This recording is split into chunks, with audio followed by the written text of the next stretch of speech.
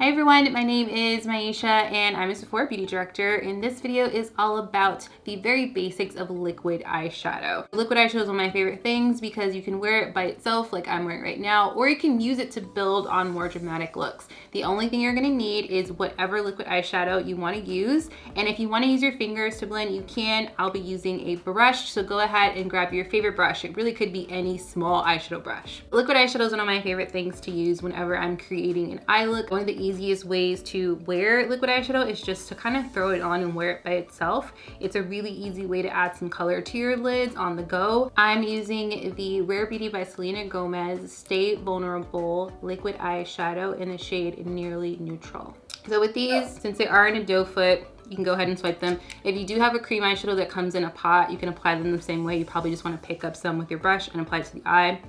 Since I have a bit of eyeliner on already, I'm just going to apply over that and as high up as you want. If you just want to do half your lid, you can. If you want to do your whole lid. Now I'm just taking it and just kind of blending it upward.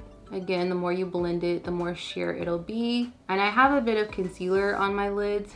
I think that's pretty much it. And again, you can use your fingers, but I just really like this Pro Crease Brush number 24 because it's synthetic, so it doesn't soak up any color and it doesn't dry out the liquid eyeshadow before you can get it to blend, so it's a good tool. It's a nice wash of color, really good for people that like no makeup, or if you just want a little something on your eyelids, maybe they look a little washed out. If you have dry eyelids, I have oily skin, but my eyelids tend to be a little bit dry sometimes, so I find that cream eyeshadow kind of just helps things stick better and look more pigmented. So this could be the first step of something a little bit more dramatic, or this could be your only step, whatever you want to do.